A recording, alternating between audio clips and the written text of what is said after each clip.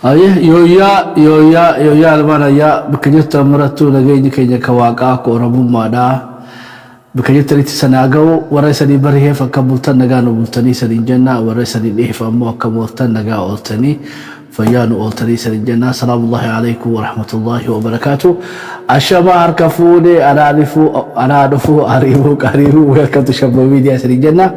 Gara khaysuma ambassador beite majlis tidak orang wada amma ambassador miskina ambassador tabaqatota khante sagale sanite yero dira isa dubbata ture activist khenya adero munir abubakar qabanne sanide hanne jira gara khenya ga adero munir bagalaga dufta sinjanna firatenya le khawaje asrat warkabu khayti fori buli debani fayanu tahi baga ka dawrum tchetina ga wala ga fanu gara khenya welcome janna isa ga katib sibata isa yudifna adero munir bagalaga duftan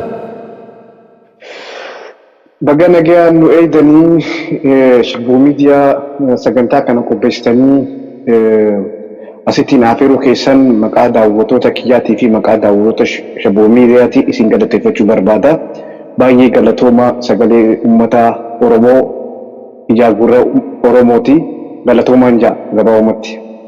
Ayyuulee irra deebiidhaan gaa yerootti aarsaa gootee asirra nu argamu keetiif galatoomi siin jenna.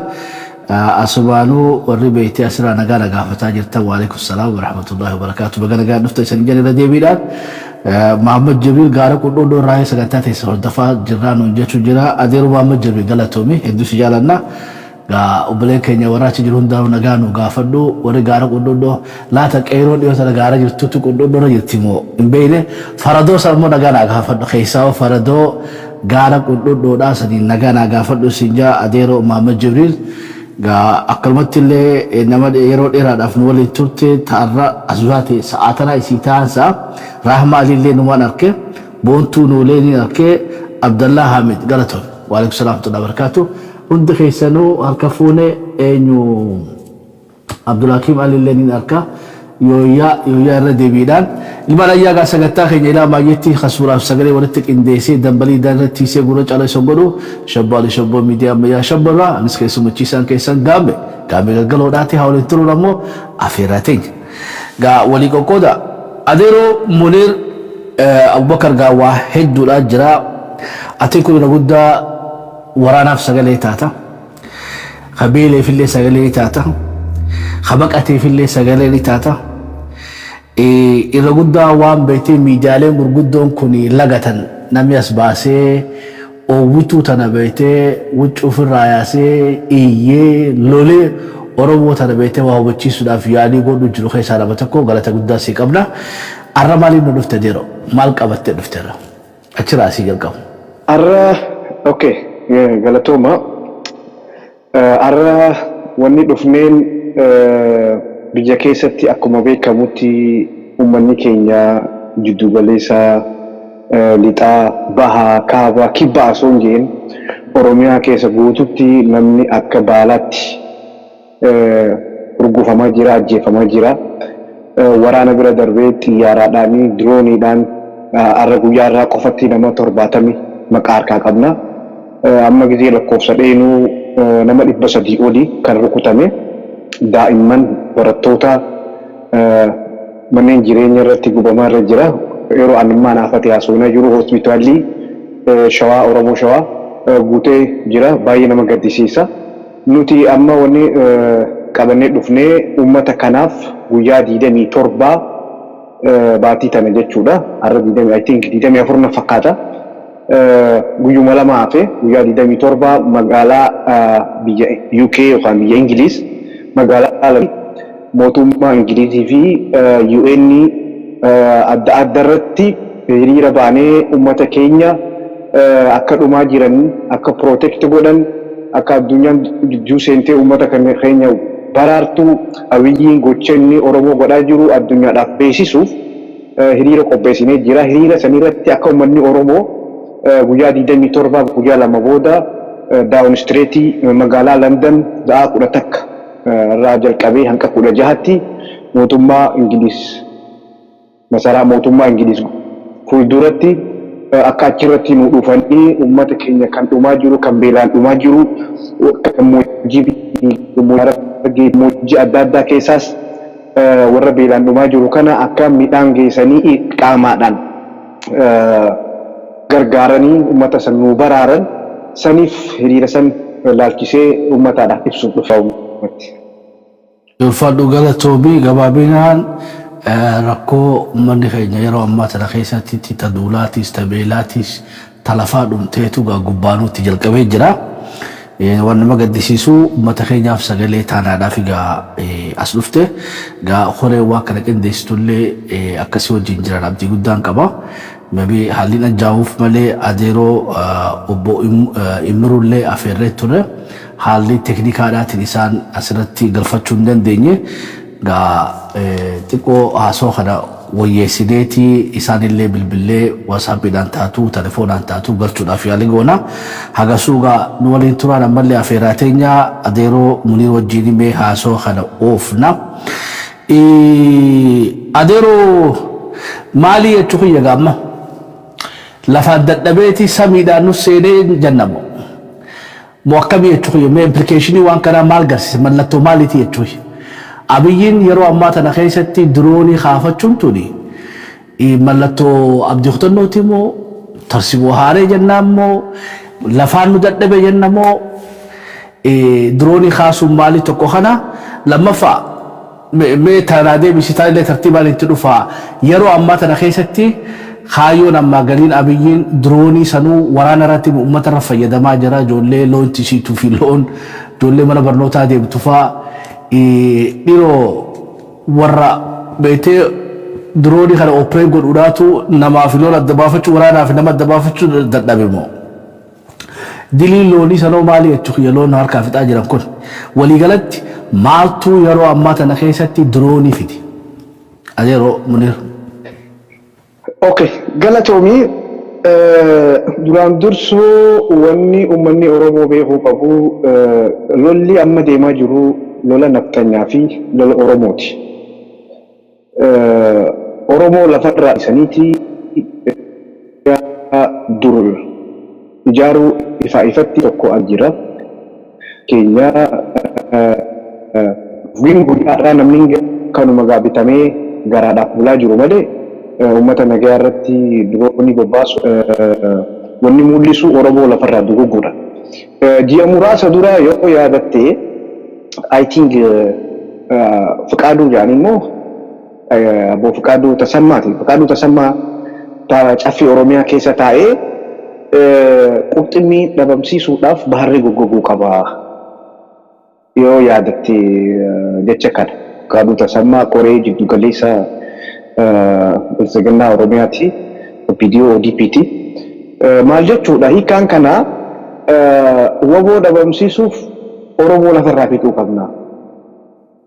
Oromoo yoo dhumte malee kun jecha haaraa miti. Amma duraas ni yaadattee bara 70 keessa Laggasaa Mangistuu Alamaariyaam akkamiin jecha lamaaffaat Baharuu Madaraqaan labbajjee Maqalee uummata nagaa jiru irratti yaaraadhaan jettiidhaan nama hedduu fixee jira. Garaagarummaa sanii wajjin qabu qurxummii dhabamsiisuudhaaf Oromoon dhabamuu qabdiidha. Waboo dhabamsiisuudhaaf uummanni Oromoo ajjeefamuu qaba. Uummanni nagaa yoo ajjeefamee qalamee waboon dhabamtiidha. Isaanii nyaachisaadha. Garuu kun dargiifuu humaan goode. Roongiwee kun karaa dogongoraati. Karaa Mangistuu Alamaariyaam itti cabe kun karaan kun. Namni yoo danda'amee uummata isaa hojiidhaan is jaalachiisa malee waboo dhabamsiisuudhaaf uummata nagaa fixuun dirqamaa yaada jiru kana irra deddeebi'ee caffee Oromiyaa keessatti dubbatamaa ture. Sanii hojiirra oolchaa jira. Kun waan hedduu xiinxala barbaachisuu miti.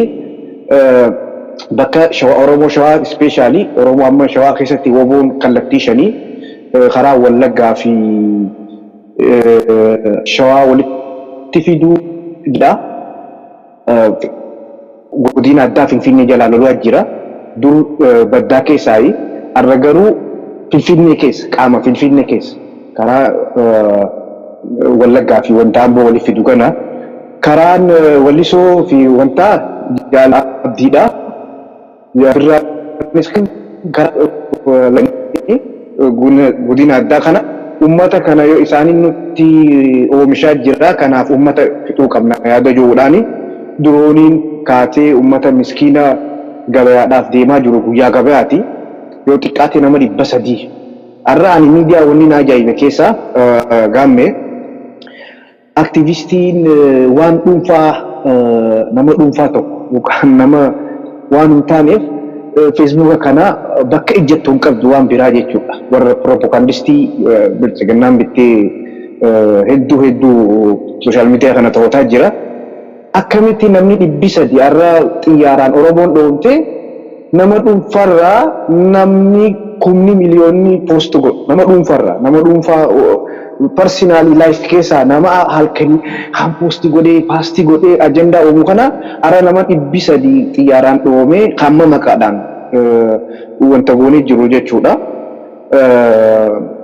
Namni lama posti godhee dhabamuun isaa Oromoon ifi jirti moo anaaf goluu dide dubbiin tuni by the way warri ijaaramaa jirus ijaaramanii akka bilchiginnaatti biyya keessatti ijaaramanii wanna kana post godina jaamammoo naaf hin galle kana irraa qorannee itti deebina kanuma gabaabumatti Oromoo dhabamsiisuuf dura Oromoon dhabamuu qabdiidha kana duroonii wanni itti kaate gabaabumatti. Ay obboon galatoomii mee teeknishaanii keessummaa nu qabaansa online irraa obbo Imiruun line irra jiranii meegaa isaaniis kaayyoo hiriira kanaa laalchisee guyyaa fi sa'aa isaa fi waamicha isaanii hawaasa keenya kan UK keessa jiraniif dhaamsa akka nu dabarsan carraa isaanii kennaa obbo Imiruun na dhageessu.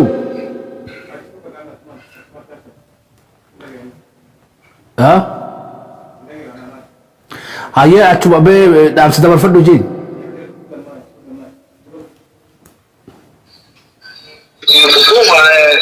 Itti fufee. Ani kan jechuu asirratti yaada koo dabarfachuu barbaadu UK irraati. UK irraa barreessaa hawaasa Oromoo biyya UK'ti. Gaafa 27 onkololeessa gaafa 27 hiriira nagaa waamnee jirra. Gaafa 27 sa'a 11 walakkaarraa haga sa'aatii 4 yookiis 16tti waajjira muummicha ministeera UK fuulduratti yookaan immoo 10 Downing Street jedhama. Uummanni UK keessa jiru bakka kana ni beeka. Bakka sanatti sa'aatii jedhame kanatti akka uummanni keenya bahuuti gaafataa jirra. Warri ergaa kana waan nuyi dabarsine kana karaa adda addaa argachuu hin dandeenye miidiyaa kana kanneen hordoftanii akka bakka sanatti nu argamtanii uummata keenyaa fi sagalee taatanii gaafachaa jira. Akkuma jedhee maqaan koo Imruu Ittaanaati. Barreessaa hawaasa Oromoo UK'ti jedheera. Ergaa kana kan hin dabarsaa jiru uummanni keenya walumaa gala manaa yaa'ee bakka sanatti argamee akka sagalee isaa dhageessisudha. Maaliif sagalee dhageessisaa yoo jenne akkuma amma obboleessi keenya dubbataa ture kana uummanni keenya uummanni Oromoo dararama guddaa keessa jira. Yeroo ammaa kana keessumaa waggaa 4 asii uummanni keenya yeroo fedhe iyyuu caalaa ammadha kan inni rakkoo guddaa keessa jiru. Dararama guddaa keessa jira. Ajjeefamaa jira. Ajjeefameellee owwaalcha gaariillee argachuu hin dandeenye akka diinaatti ilaalamee akka bineensaatti adamsamaa jira. Isa kana gadi baanee mootummaa biyya kanaatti mootummaa UK'tti himuu qabna. Kana durallee itti himaa turreerra. Waan nuyi itti himnu kanas immoo dhaga'anii qoqqobbii guddaa dhiibbaa guddaa godhaa turaniiru. Ammallee irruma deebinee waan kana yaadachiisuu qabna. Uummata keenyatu dhumaa jira.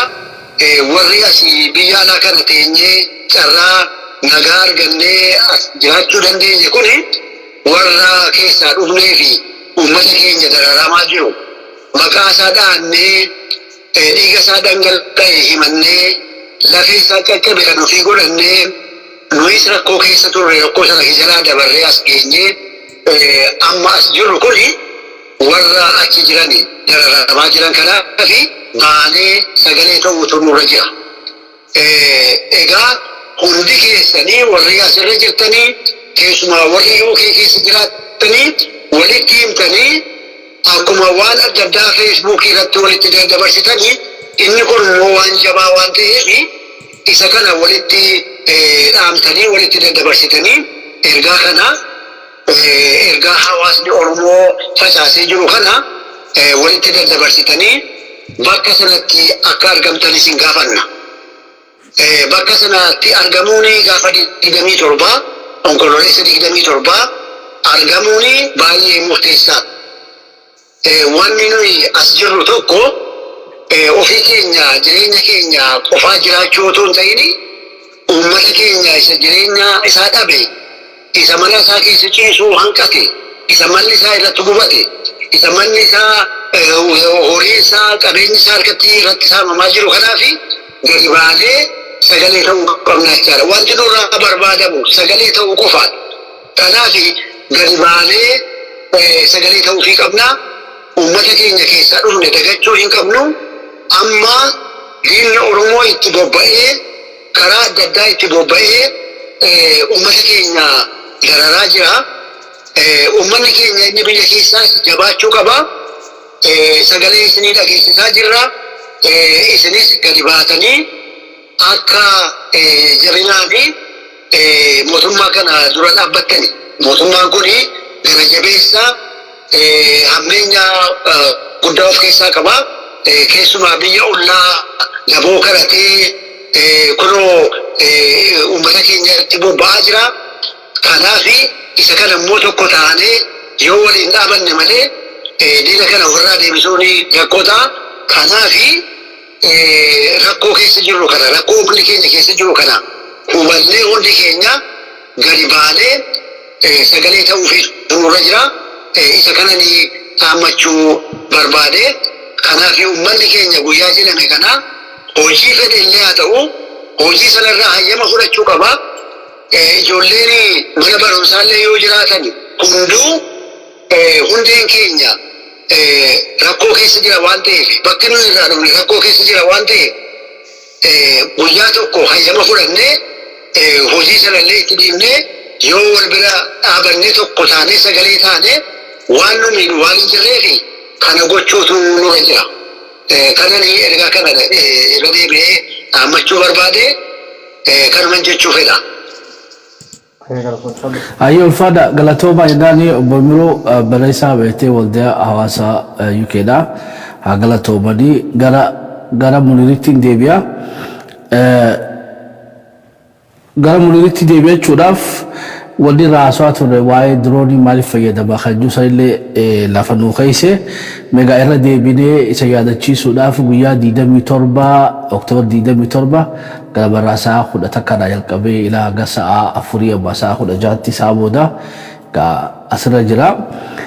Oromoon UK dhaa hedduudhaa itti sadii boonnaa jechuudha.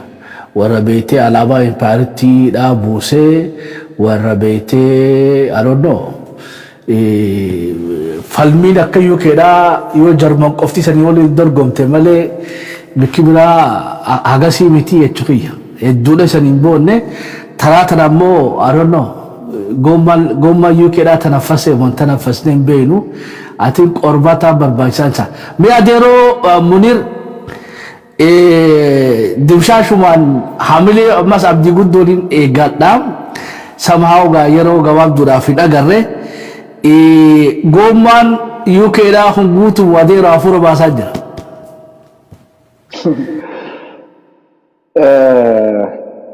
Amma mee silaa dubbii tana biruma kun neerra jira.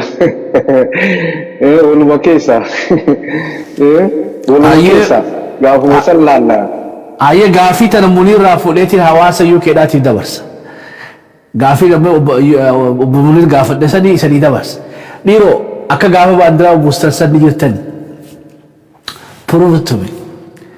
Bahaatiin agarsiisa. Uummanni kan jedhumaa jira. Gaafa san beekadhu Oromootu akkatti waa laaltuutu rakkoodha jechuudha. Beetee impaaretti doomaa keessa jirra.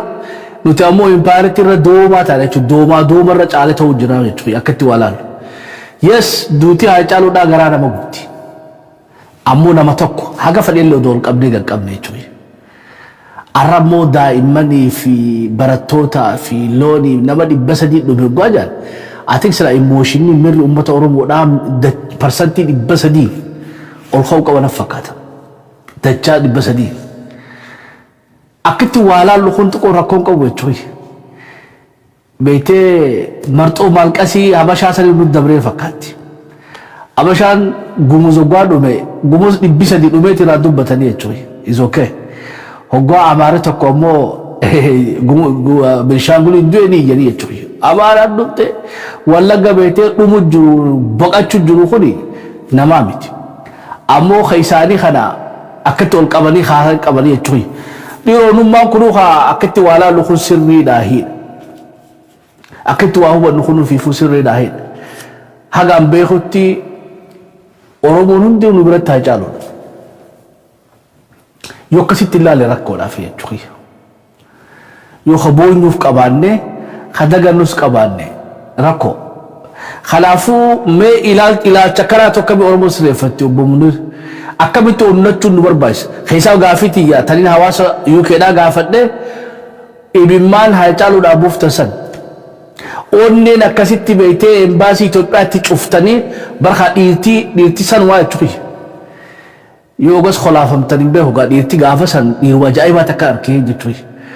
Ta akkasitti utaaltee wanni matarra baatee fooqirratti buuftee alaabaa san dhoositee haga gootummaa keessan poolisii UKdhaatu dinqifatee guyyaa duraa isan dhiibanii torban tokko achi dura galle jechuudha. Haga poolisii UKdhaatu galagaltee qeeroo taatutti. Gaafin laata gommaan UKdhaa tanaffase mun tanaffasne hiriira kana gubbatti isan laalla.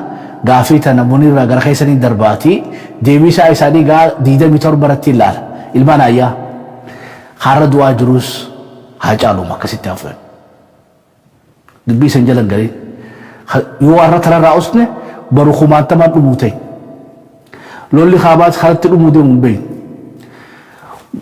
lolli beelti rakkoon Oromiyaadhaa wanni Tigraay qophaa'e akka ajaa'ibatti dachaa beekan beetee babal'atee Oromiyaa keessa dhufu ta'a. Kanaafuu falmachuun nu baasa malee jennee afura baasuun nu baastu. Wal dhageenyee wal jaalannee akkuma gaafasa onnannee wal jala yaanetti arraas wal jala haa yaanuudha. Ta hiriiraa tana akkamatti biraa hakutu waamichallee jidduutti deddeebina.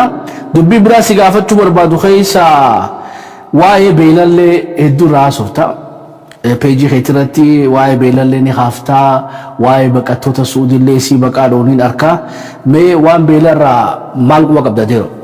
Baaletti haa ta'u, Harargeetti haa ta'u, uummanni keenya maal keessa jira?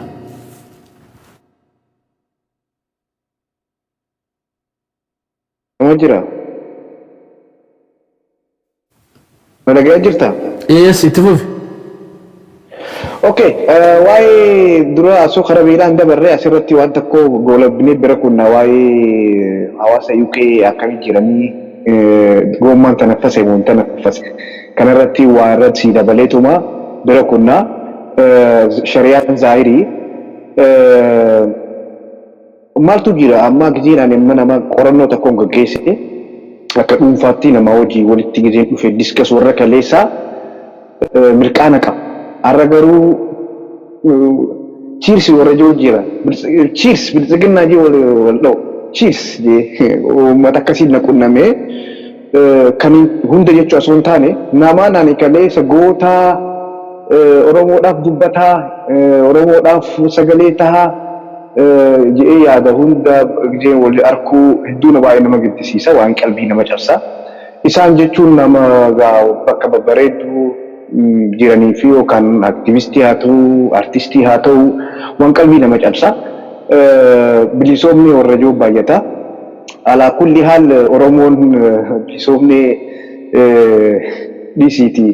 Ammumaa itti wanta jettee jirti meetirkaaree 100 dhaan nama tokko keessa akka godinaatti habba tokko keessaa hiranii temporary waan xiqqaadhaan akkamitti namni hedduu nama gaddisiisa waan fokkotaa kanaaf hin dhiisisin jee hawaasni Oromoo garuu ummata akkasiisan dhiisee saba isaatiif akka gadi bahee isaan namni qama waa dhageettii qabu hunda manguddoo irraa jalqabee isaan qaqqabaa jiranii mootummaan xiqqaadhaanii hawaasaa miti warra beekamtoota warra beekamtii qabdu ummata san dhageewuu hin qabnu Oromoo ilaalcha adda addaa qabaachuu mallaa garuu amma dhimma Oromootiif yookaan dhimma wantaatii bilchaginaa osoo hin taane dhimma Oromooti.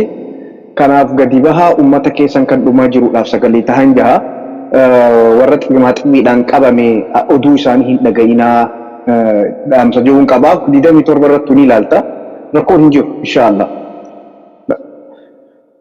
Annaa karaa lammadaa itti dabaluu feete asirratti. So gabaabinaan warri beetee dachi biyyarraa fudhatanillee haa maaskii illee taatu danda'a hotta waan rakkoo qabdu jechuudha. Yeroo namni akkasitti isa laalu jiru maaskumallee taatu danda'a. Warri bilisooma jettanillee bar biyyuma bilisoomte keessatti hiriirri dhaabbatu ilaa guyyaa qiyaamatti jechuudha. Ameerikoo keessattuu namni adiin hiriira ni ba'a. Mirgi kee biqiltuu qabtee bareedee nama baata. Bilisoomne hayyaati kan bilisoomte san baganuu bilisoomte ammoo nama si harka aduu jira.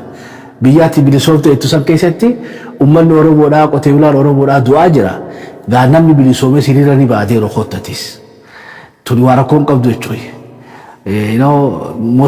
Waan biraa dawwari garaagarummaa siyaasaa sana akkasuma dhiifne warri dachii fudhattes maaskuu midhadhu kottu rakkinan qabu koofiyallee bal'oo takka akka beektee warra Teksaasan manzarallee gurraatti takkatti tuqi irraa fi nama uummata keetiif.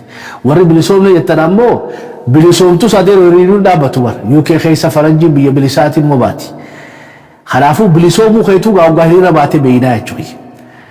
Yoo hiriira ba'uun dandeenye bilisummaa waan qabdu jechuudha UKtti Oromiyaatti dhiisi akkami bilisoomte duuba ibargaa fi guddoon tana hoggaa uummanni keessi duuba miidhame yoo gabbaatee mootummaa xiyyeeteettu san dura dhaabbachuu hin dandeenye adeeroo halumaatu sirraa bilisummaa qabaadha. Nuuf beetee gabbahee uummata Oromootiif sagalee tokkonaa bilisummaa irra qaba. Warri bilisoomne jettan bilisa ta'uu keessan gabbahati sagalee teessan garsiisuudhaan nu beetee sagalee uummata keessaniif ta'uudhaan nu mirkaneessaa isanii jenna. Gaa uummanni UKdhaa maqaa guddaatu isanirraa eegganna kabajaa fi jaala guddaa isanii qabna. Warri asirratti illee sagantaa kana hordofaa jirtan mee akka jettanii yaadonnoo warra UK kanaaf illee haraaf jechuudha mooraalaa kan nuuf gummaa isaanii kanarra guunnee inshallah rabbi jedidee mitorbatti ta'u naawi ta'u mirqaanni san akkatti deemu beekte UK dhaa warra isaa sanatti illee UK dhaa facaasaaf hamilee nu kannaa fi hiriira guddaa maandoo nu baasan illee nu galatoonfadha taraa tanallee akkuma Toorontootti akka nu boonsitan abdii guddaa qabna. Hiriirri kun as qofatti dhaabbatu Faransaay irraallee waan guddoo eegan warri Faransaay illee nu dubbisaa Jarmanillee gommaan Jarmanoota nafasee moo inta nafasne ni laallaa jechuudha. Akkuma warra burjaajuu danii buudaa isa nyaateessaa warra UKdhaa hamilee nu kannaaf warra UKdhaatiif. Mee haayee waa'ee beelaa sanii na deebi'ee jira. Okay. Achumarraa waan tokko isin galatoonfachuu barbaada akka addunyaatti. Addunyaa kana gubbaarraa namni hin jijjiiramne parsantii baay'inaadhaan qorannoo keessa Awustiraaliyaa. Awustiraaliyaan sidhaan jiraanne Oromoon biyya keessaa dhumtee. Awustiraaliyaan galatoomaa hawaasni Awustiraaliyaa galatoomaa ulfaadha Awustiraaliyaan. Ameerikaa jettu, Awurooppaa biyya 27 jettu, UK 4 jettu makamee jira. Makaatee jira jechuudha wal makee jira. Qulqulluun jechuudha baay'inaadhaan. Isin keessaa hin jiran jechuu guyyaa miti Awustiraaliyaan. Awustiraaliyaan uummata saba isaatiif jiraatu. Hawwan keenya irraa jalqabii Naa nu boonsitan ummanni Oromoo ummata Awustiraaliyaatiin jira. Ummanni Oromoo ummata Awustiraaliyaan jiraachaa jira. Rabbii gaditti jechuudha. Baay'ee ulfaadhaan isiniin jaa ummata Awustiraaliyaa hedduu nu boonsitanii jiranii kaafaa'oo abaa'oo maarree asuu hin jenne akka Oromootti qulqulluudhaan Oromoo bira kan dhaabbataa jiru, waraana bira kan dhaabbataa jiru, ummata bira kan dhaabbataa jiru isinii hedduu galatoomaa jaa. Karaa beelaa itti fufnaa. Maali beela kana namtolcheedha. Beelti amma jirtu tun. Beela namtolcheetii fi beela rabbii fidee jira. Namni keenya kana fudhachuu qaba. Beelli rabbii dhufeen abaarni dhufa abaarni baha. Maqsitii illee Oromoon ni baha. Maqaan hamaan bahuu jaan ni beekta. Abaarri yoo rabbii fidee nima baha. Bonni dhufa gannaa dhufa. Laakiin beelli amma Oromiyaa keessa jiru beela rabbii fidee miti. Kan nam tolcheeti. And especially gammoojjii Baaleetii fi gammoojjii Harargee nam tolcheedha. Deemaa jiru. Kan rabbii si fidee kuni karoobaa kuni ni gargaarta gaafa bonni bahee uummanni ni qotata ni facaafata. Uummanni kuni gaafa ganni dhufee roobni dhufee qotachuu hin danda'u lafti irraa sabamtee jirti. Yeroo hedduu uummanni ibsa wadaa jira. Ati miliyoona ergitee dhunta jettus booda ni ifatte ni beekan yoo ta'u yeroo hunda jechuu beela jechuu. Garuu uummata lafa irraa saamame abdii illee waraana 40,000 itti bobbaasee lafa Harargeetii fi lafa Baalee saamee jira. Oromoon sagalee wanni ta'uu qabdu waraanni abdii illee irraa ka'ee uummanni bosona keessa akka bineensaa jiraachaa jiru kun lafa isaaniitti yoo deebi'e gargaarsaa isinirraa hin barbaadan. Reyaalitii kijibaadhaan maallaqa marreedhaan hanqanaa minaaminii miti. Uummanni gammoojjii Baalee ispeeshaalii lafa gabbattuu qaba, lafa diriirtuu qaba. Laakiin akka waraabessaatti muka keessa gala. Bonni dhufuus roobni dhufuus nima jira beelti. Maaliif uummanni kun qotachaa hin jiru? Laggeen takka takkattiin sii lakkaa'u. Kan liyyuu fudhatee invest itti godhaa jiru. Kan poolisiin naannoo Somaalee fudhatee abbaan qabeenyaa fudhatee bar guroo dhaamolee jechuun deengadda dhufanii gidee rukkutan kiiloomeetira tokko asoo bishaan akkanatti asoo harkuuti uummanni asitti du'aa bara. Lafa Oromiyaa seenanii kiiloomeetira 200-300 uummata irraa ari'anii uummanni Baalee fi uummanni Harargee bishaan Baalee dhuguu hin danda'u. Maaliif investi godhaa jiru? Isaan bosona keessa jiran. Magaalaa kan investi godhaa jiru liyyuu abdiilleeti. Kun namtolcheedha malee miliyoona 100 itti ergite. Miliyoona 100 itti ergite uummanni sanaa baar keessaa hin bahu. Uummanni sanaa baar keessaa kan bahu bosona san keessaa baastee qe'ee isaanii irratti deebisu. Yoo qe'ee isaatti hin deebine artificial propaganda kijiba fabrication hongee miti. Hongee takkaanoti mililikii irraa jalqabee Baalee beeylotee dhagee hin beeku wale. Gaafa dargii irshaalumaatiin 14 xaqalaa gizaat kan nyaachisaa ture uummata Baaleeti kanuma uummata beelaa jiru kan. Eessaa dhufe kun waggaa 4 kana keessatti? Namni tokko gaagura qilleensa 100 qaba uummanni Baalee ispeeshaalii gammoojjiin Harargee nama tokkootitu loon 100 qabu. Gaala 100 namni Ameerikaatitu baajeta akkasiin qabu warra $500,000 gaalli tokko guddaan. San hunda saamame lafa saamame bishaan saamame lafa saamame hongee maal haasa'u? Buqqaatota jee haasa'u hongee jee haasa'u buqqaatonni fala harkachuu qaban. Humnaan ta'uu tolaan ta'uu yoo kanarratti taargeeta goote ani warri waa deddeemee midhaanumaa fi maarree qofa haasa'u kuni waggaa 4 waggaa 5 waggaa 6 waggaa 7 itti akkanatti osoo hin taane wagguma tokko qabsoo goonee uummata san lafa isaanii irratti yoo deebisne furmaanni dhufaa jira. Hankanii beeku kana. Hanqanumaan jiru barbaada. Ajaa'iba keessee tujumaa ififuu perspektiiva haaraa hongee miti buqqaatota amma beete warra lafa firraa buqqee jechuun dubbii jabdu egaa irra dalaguu qabnaadha gabaabinaani ammoo warri gargaaru jettan galatooma because akka dhabaatu akhiraa warraa itti Oromooni ishuu lamaanuu wajji oofachuun har takkaanillee gargaarsi itti baafufu hara lammaffaatiin ammoo bu'uurri rakkoo tanaa rooba qofaa miti lafa jiituu ofirraa beetee buqqaanii daggala keessa jiranidha. Silaa lafa jiituu ofirra jiraatanii oduu hongeelleen dhufte lafti bal'oodha beetee loonii fi bika geeffatu qaba naanneessee tiifataan akkasi lafti ta'e waggaa bal'oo taate asirraa deemaa achi dhaqaa beetee midhaaniif wanni margaa fi bishaanillee barbaaddatta ammoo lafa jiituu tan hundarraa fudhanii gammachuun si nagan rakkoodhaadha. Ayyeetan akka ajanda kaa'anne mee Suudii maal jettaniiru yeroo dheeraadhaaf gaa shibbu miidiyaan atiis namoonni hedduulleen waa'ee baqattoota keenyaa buqqaa'otaa fi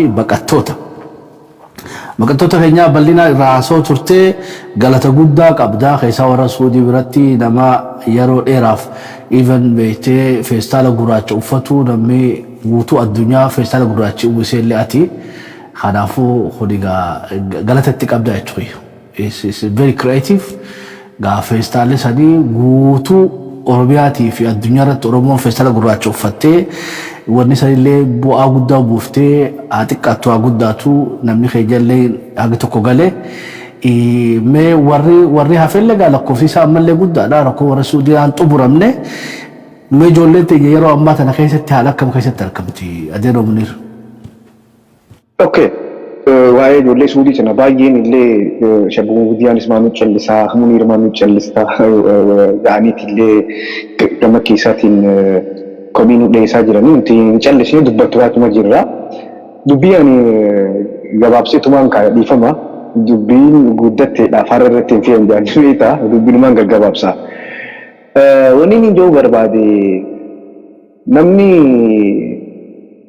galee ilaamaa nama muraasa. Parsantii takkan ta'u dhibbarraa parsantii takkan ta'u duwwaa tuqaa maarree akkasuma godhe tuqaa akkasitti bakka nama galee jechuu hin dandeenye garuu ololaa deeme galuu jiranii warra ijaaramee jira ani waan ajaa'iba keessaa bilchigannaa ummata Suudii irratti warra olola oofee kijiba oofu warra maallaqa bittee aktivistoota asirratti hirmaachistee jirti leencoo baatii irraa jalqabe dhugaa jirtuusi. Gaafa nuti sagalee ummata sheekotiis, miidiyaas, piroofeesaraas, doktaraas, artistiis feestaalii uffisnee dubbiin paarlaamaa dhayxee koreen uumamte jenne asoo galuun eegalleetu galuu jiranii jaaniitti poostii warri godhuu jira. Yoo nuti dubbanne ati akka namni hin gallee fi kanaaf dura dhaabbattaas hin jaan. No, diraamaa jira. Alaa kulli haal asoo dubbii kana gadi xisiin seenne waa'ee ijoollee Suudii gabaa uummattiin siiqu. Asoo dubbii kana bal'inaan godhute hin jenne gochi Suudii irratti godhamaa jiru namni keenya waan beeku qabu tokko jira. Uummata Tigraay fi uummanni Suudii jiru garaagarummaa hin qabu. Tigraay midhaan akka hin seenne shir godhamee namni dhumaa jira. Akkasuma akkasii miti. Addunyaan beektee fi xiyyaaraa fi humnaanillee midhaan hiraa jiraniidha. Warri Suudii keessa jirus akka Itoophiyaas hin seenne akka Suudii keessaas hin jirani akka dhumoon jenosaayidii ammayyaawee itti godhamaa jira. Yoo xiqqaate guyyatti yoo xiqqaate namni 5 namni 6 maximum gaafa namni baay'ee du'e nama 50 du'a guyyatti jechuudha.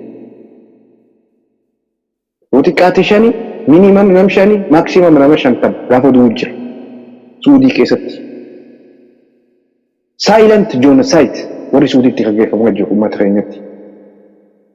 Mootummaan ani hin beeku uummata kana ji'ee waakkatee amma mana hidhaa yoo si lakkaawee Riyaad keessa hayarii jira طريق الكرجي جرا جدا كيش سميسي جرا خمي لمن قفر راي متكها سواجو من هي عالمين كان قرو نمني كينيا من هي ديدم صدم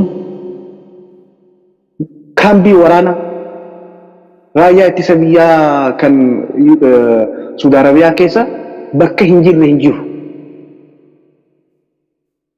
guutee jechuun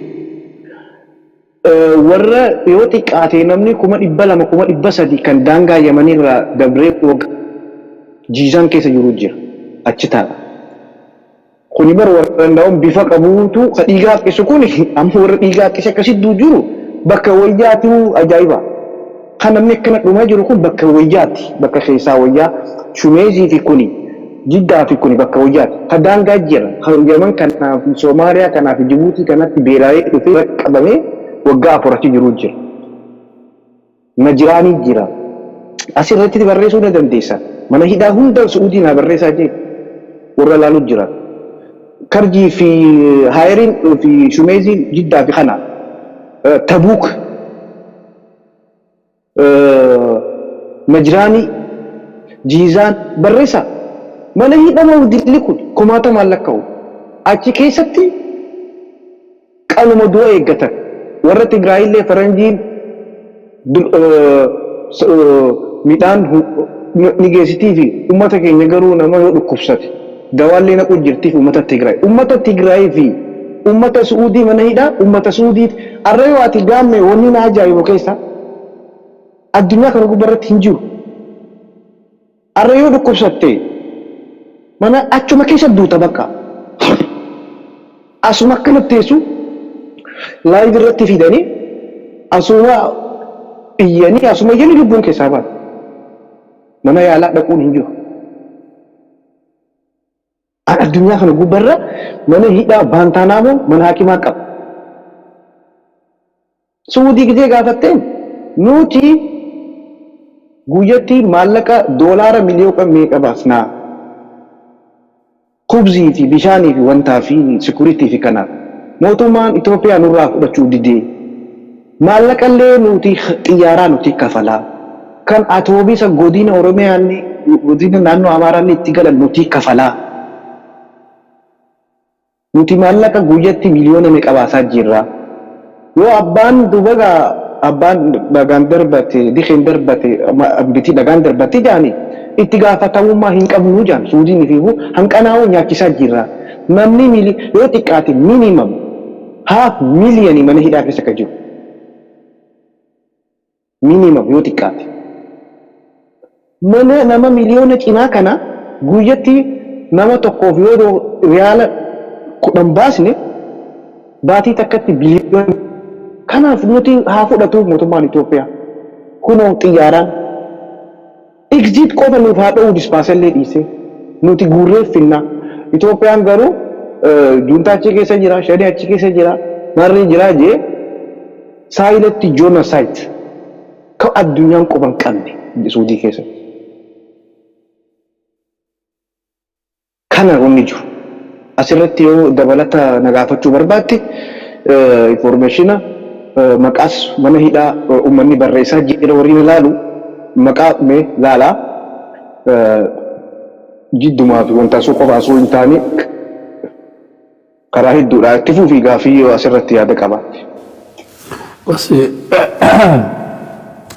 Saan irraa gabaabbatee wanni goonu deebinee qophii of danda'e waa'ee Suudii irratti qophii of danda'e qopheessinee mee yoo dandeesse isaanillee kaachira laayifii adoonoo akka dursanitti danda'ame waa hundaafuu warra Suudiidhaatiin isanii dagannee rabbi sanaa baasuu sagalee isaniif taana qophiitti aanturatti bal'inaan haa dhufnu mee irra deebiitii hiriira beektii UKdhaa sanillee uummata nu yaadachiisi dhiifama xiqqisha isaan irraa gabaabbatee sagantaa itti aanuun affataa saniif qophaa'uu qabna.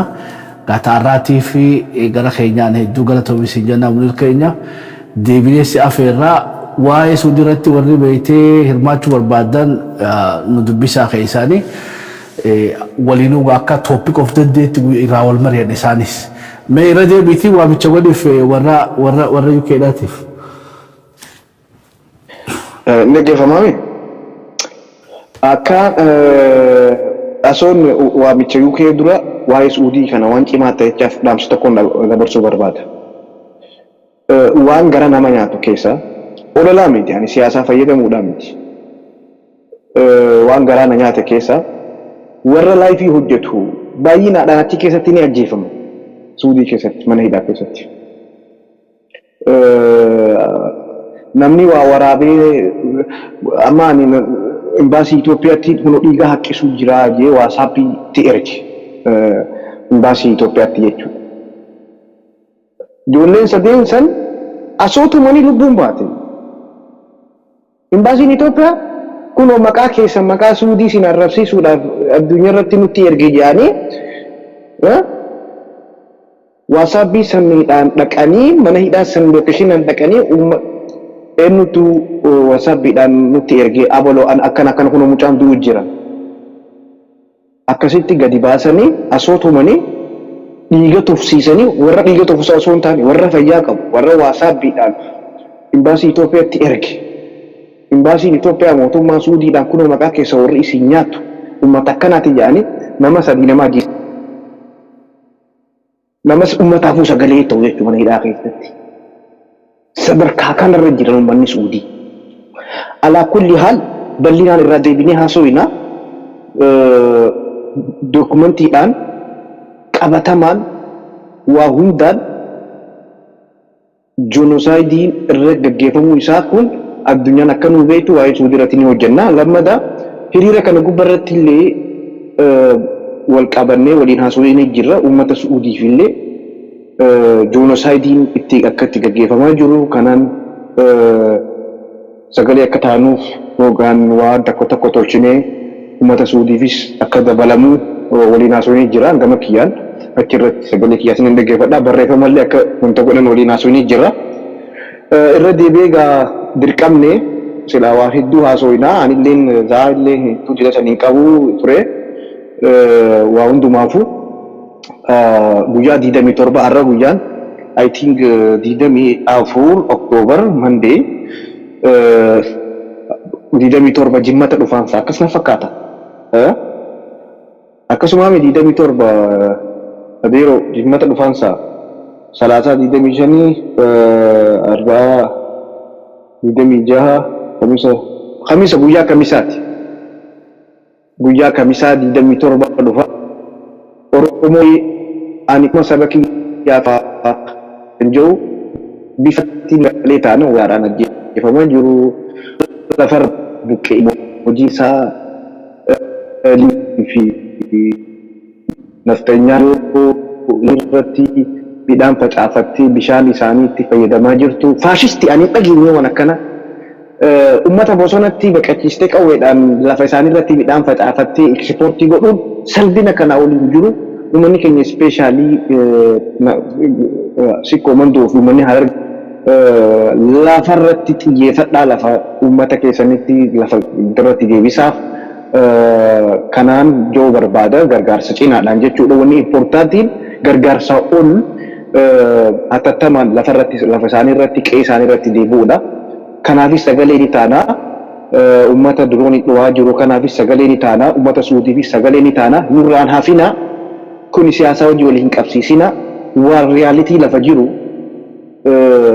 nuti woboon qawwee qaba bilisignaan qawwee qabdi yoo isaa warra rukutan I don't care irra kaayyannee garuu uummata nagayaa bakka woboon hin jirre fa'aa kan waggaa afur bosona keessa akka waraabeessaa midhaan asii fuudhanii tumatti dhaquurra sagalee taatee ganda qe'ee isaa irratti akka deebi'anitti yoo irra hojjennes bareedaadha.